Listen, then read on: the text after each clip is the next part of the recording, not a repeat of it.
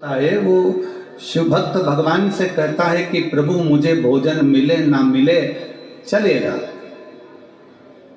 मुझे भोजन मिले ना मिले चलेगा, पर सच्चा शिव भक्त कहता है कि प्रभु बस आपका दर्शन मिल जाए, इससे बढ़कर मुझे कुछ नहीं चाहिए, केवल आपका दीदार, केवल आपका।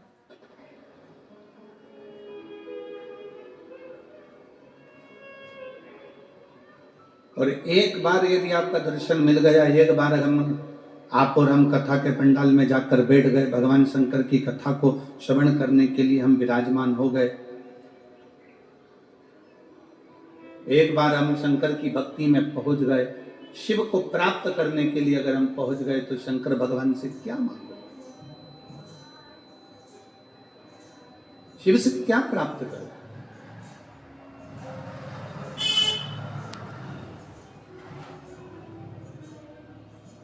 और कितने सुंदर समय पर शिव महापुराण की कथा प्रारंभ हुई है।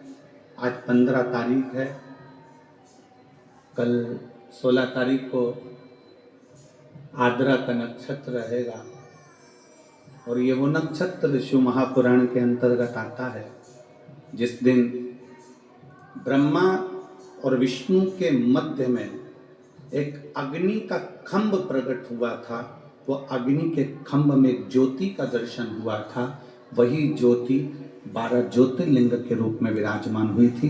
वो कल का दिन इस पूरे शिव महापुराण के अंतर्गत वर्णन है। अब इतने सुंदर दिवस में, इतने सुंदर अवसर में आप और हम भगवान शंकर की कथा को श्रवण करने के लिए बैठे हैं। कोई साधारण सा विषय नहीं है शिव महापुराण की कथा की, यहाँ से सुनी, यहाँ से निकाल दी, बची कुची थी कपड़ा में से झटकार दी, घर पहुँचे, घर वालों ने पूछा कथा में गई थी शिव पुराण की, हाँ, क्या लेकर आई है, तो कहा कोई पानी बांट रहा था तो पाउच ले आई। की मित्रता,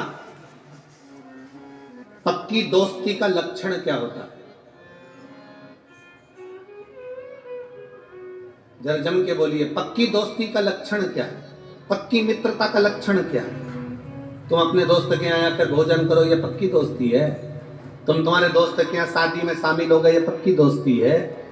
पक्की दोस्ती का लक्षण क्या है, शिव महापुराण की कथा कहती है पक्की दोस्ती का सबसे बड़ा लक्षण है कि जिसमें लेने का भाव नहीं होता। पक्की दोस्ती का लक्षण यहाँ देने का भाव होता है, दिया जाता है, दिया जाता है। यहाँ लेने का भाव नहीं है, केवल देने का भाव। अगर दोस्त के मन में यह आ जाए ना कि मुझे इससे लेना है, मुझे इससे इतना लेना है, मुझे ये करना है, मुझे इससे प्राप्त करना है, इसलिए मैंने इससे दोस्ती रखी है, मैंने ऐसा रखा है, तो ये तो दोस्ती नहीं हो सकती। दोस्ती के अंतर्गत दिया जाता है, ले भाई बैठ, ले भाई प्रदान करा, फिर दिया, फिर दिया, फिर दिया, देने में कम नहीं। इसलिए मेरे भगवान कृष्ण भी जितने राधा जी के लिए नहीं रोए, मेरे भगवान कृष्ण उतने सुदामा के लिए रोए, क्योंकि देने का भाव था।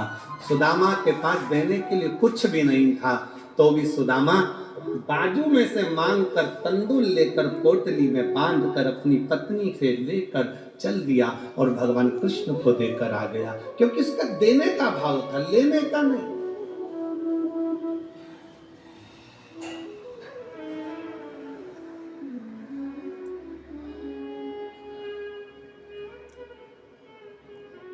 इसलिए आप और हम एक बार गुनगुनाते हैं ना,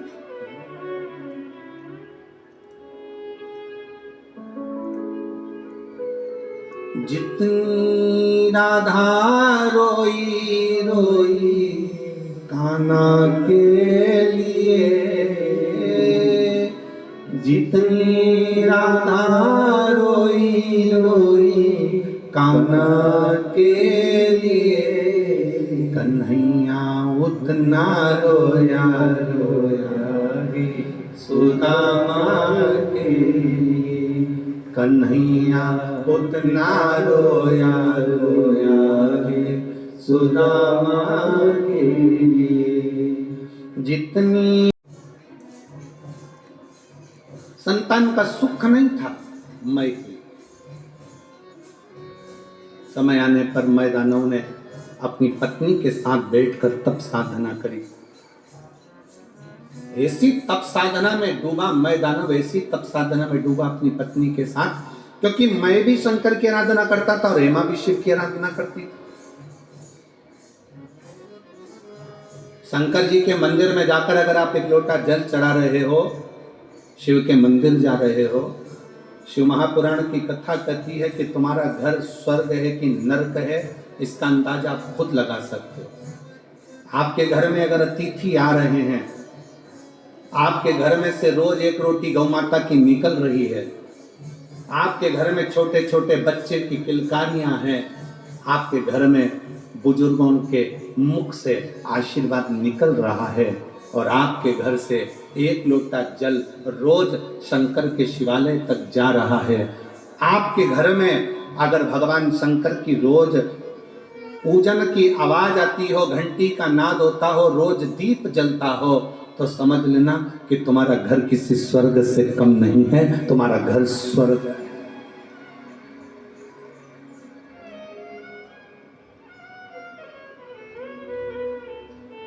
लिंग पुराण के अंतर्गत लिखा, लिंग पुराण में वर्णन किया गया कि जिसके घर का एक लोटा जल अगर शिवालय तक जाता है, लिंग पुराण कहती है जिसके घर का एक लोटा जल शंकर के मंदिर तक जाता है, उस घर के दरवाजे पर स्वयं 33 कोटि देवता उसके चौखट पर खड़े होकर उसके घर की रक्षा करते हैं। वो शंकर का घर होता है, वो शिव का घर है। आपके घर से अगर एक लोटा जल चढ़ाने के लिए आप शंकर के मंदिर में जा रहे हो, शिव के शिवालय तक जा रहे हो, शंकर की चौखट तक जा रहे हो, समझ लेना आपका घर नहीं, शंकर का घर है। 33 कोटि देवता उसके दरवाजे पर खड़े रहते हैं, 33 कोटि देवता उसके द्वार पर खड़े रहते हैं। शिव का द्वार है, शंकर का द्वार।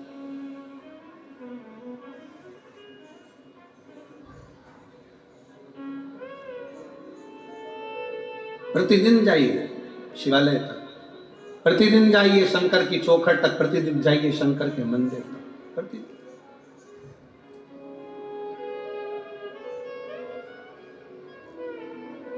मैं दानव हेमा के साथ में बैठकर तप साधना में लीन हो गए। उसी समय पर एक मधुरा नाम की एक अप्सरा हुई। जो मधुरा नाम की अप्सरा शंकर भगवान के स्वरूप को देखकर मोहित हो गई।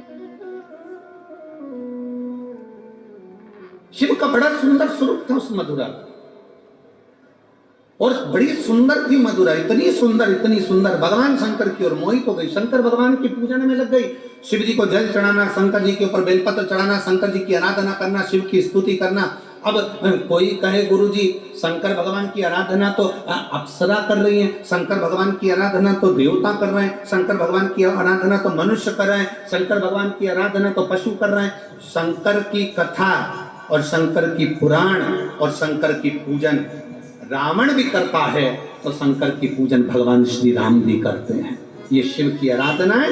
रावण भी शिव की आराधना करता है तो राम जी भी शिव की आराधना करते हैं। कंस भी अगर शंकर की आराधना करते हैं तो भगवान कृष्ण भी शिव की आराधना करते हैं।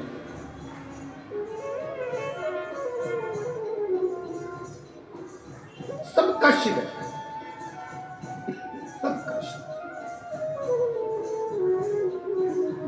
किसी एक का शिव नहीं, सबका शंकर है, सबका शंकर, सबका।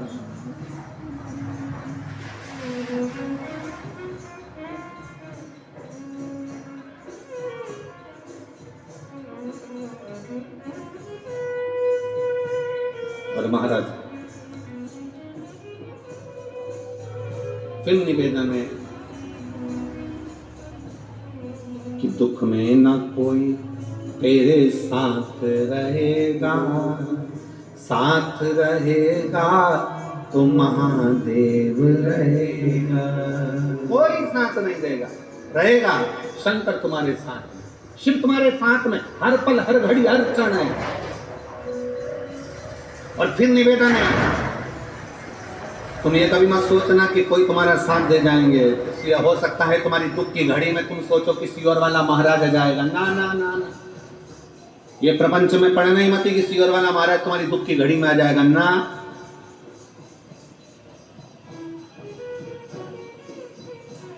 सीहोर वाले महाराज की भी दुख की घड़ी में महादेव आता है, तो तुम्हारी दुख की घड़ी में भी वही महादेव आएगा, कोई दूसरा नहीं। इस लक्षण में, इस सोच में, इस विचार में मत रहना कि कोई तुम्हारा दुख काटने के लिए जाएगा। अपना दुख अपने को स्वयं काटना, अपनी तकलीफ अपने को स्वयं काटना। बस शिव की स्तुति करिए, और वो शंकर की स्तुति साधारण नहीं होती महाराज। कबहु चूके ना, कबहु चूके ना, कबहु चूके ना, कबहु चूके ना, कबहु चूके ना, कबहु चूके ना, कबहु चूके ना कोई तेरा काम रे, भजले गौरापति को चूके ना कोई तेरा। रुपए की चाय किसी को पिलाई, किसी को लड्डू खिलाया, वो 3 महीने में वो 5 का 1000 गुना हुआ कि नहीं हुआ, वो हमको बताना जरूर, हमें बताना जरूर कि वो मिला कि नहीं मिला। ये बच्चा को वर्मा जी ने लिखा अपने पत्र में कि मैंने तो केवल हापुड़ के पंडाल में, सौरभ वर्मा लिखे, मैंने तो केवल हापुड़ के पंडाल में बैठकर कथा करस्तत्व ग्रहण किया।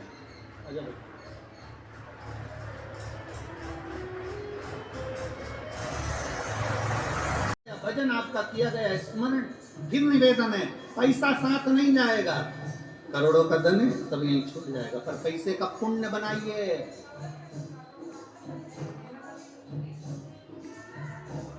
पैसे को बैंक में यहाँ जमा करो और दिल्ली में एटीएम से निकाल लीजिए और वो कार्ड से जमा निकाल लीजिए, बस यही है, पैसे का पुण्य बना, पैसे का पुण्य। थोड़ा भूखे का भोजन, प्यासे का पानी, और जय बाबा बर्फानी है क्या? क्यों कहते हैं कि भूखे को भोजन और प्यासे को पानी और जय बाबा बर्फानी क्यों कहा जाता है, किस लिए कहते हैं? उसका कारण केवल है कि किसी देवता के साथ भूखे का भोजन और प्यासे का पानी नहीं लिखा है, केवल बाबा भोलेनाथ के साथ इसको जोड़ा गया है। क्यों? क्योंकि ब्रह्मा ब्रह्म लोक में रहते हैं, भगवान विष्णु वैकुंठ लोक में रहते हैं, पर शंकर पृथ्वी लोक पर रहता है। मृत्यु लोक में जो किसी अन्न का भाग भी दान करता है, किसी प्यासे को पानी भी पिलाता है, किसी शिव भक्त का मुख झूठा कराता है, उसका पुण्य खाली नहीं जाता, उसका पुण्य खाली नहीं जाता। एक पत्र दृष्टि से देखा, शंकर को तूने गलत दृष्टि से देखा, शंकर को गलत दृष्टि से। हाँ, शिव महापुराण की कथा कहती है, विधाता ने तुम्हारे भाग्य में, भाग्य माता ने तुम्हारे भाग्य में, ब्रह्मा जी ने तुम्हारे भाग्य में, तुम्हारी लेखनी में अगर दुख लिख दिया है, कहीं मत जाओ, किसी के पास जाकर मत दुख को रो। विधाता के भाग्य को कोई नहीं पलट सकता, पर विधाता के भाग्य को महादेव पलट सकते हैं, वो शिव है, शंकर।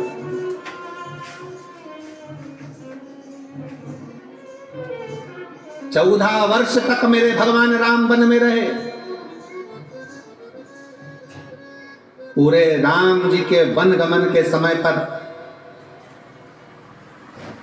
अभी की शासन ने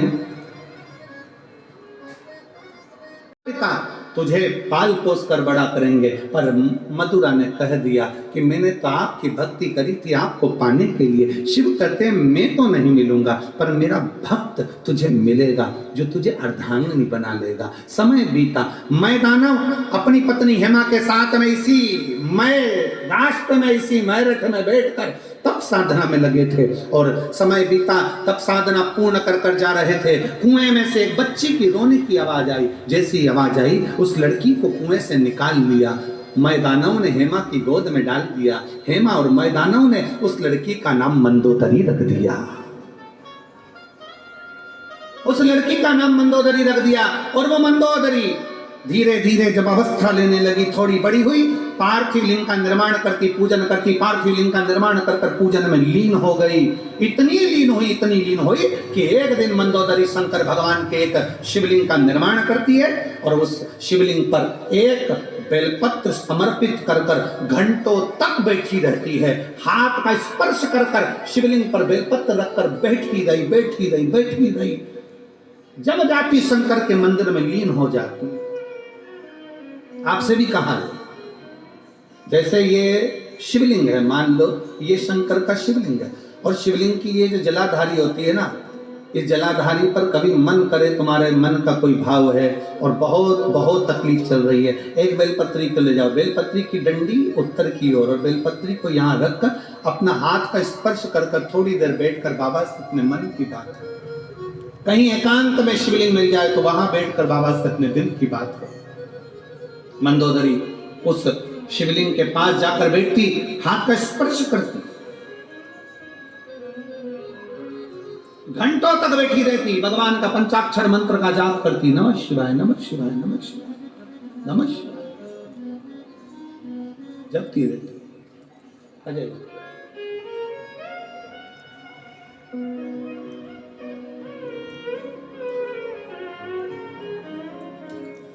शंकर की आराधना में लीन हो गई, हाथ का स्पर्श कर बेलपत्री पर अपना हाथ रखकर बैठ जाती।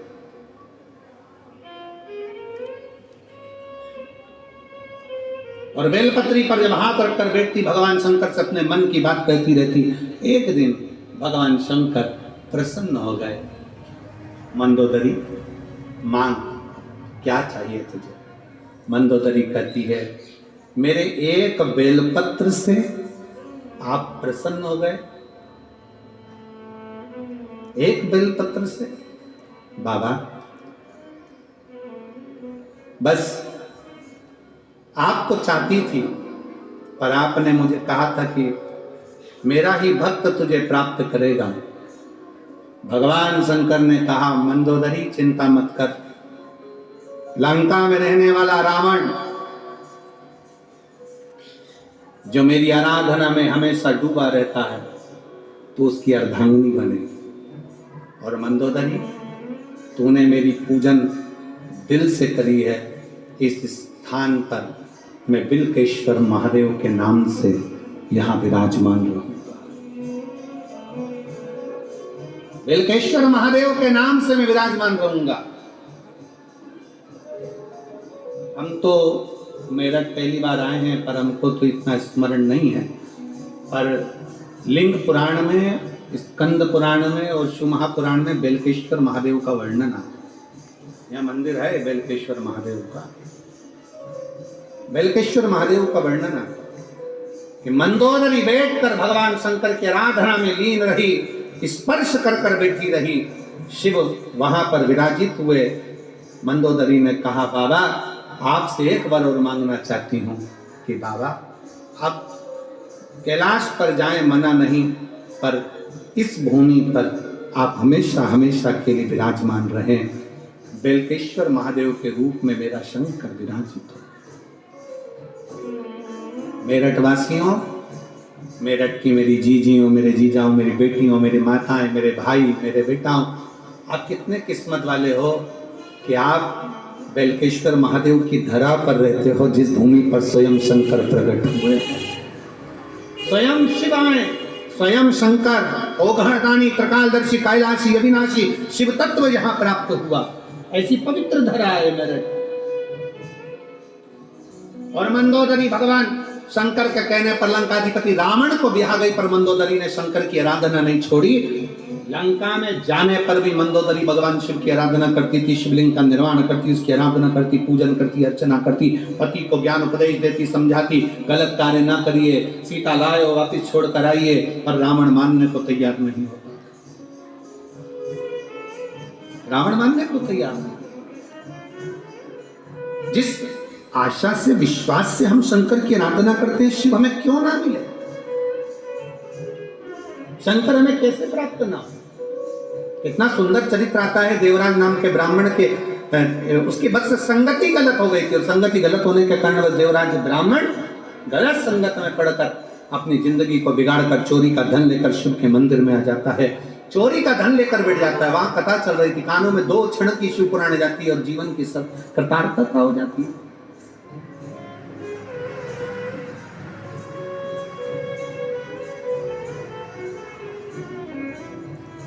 अभी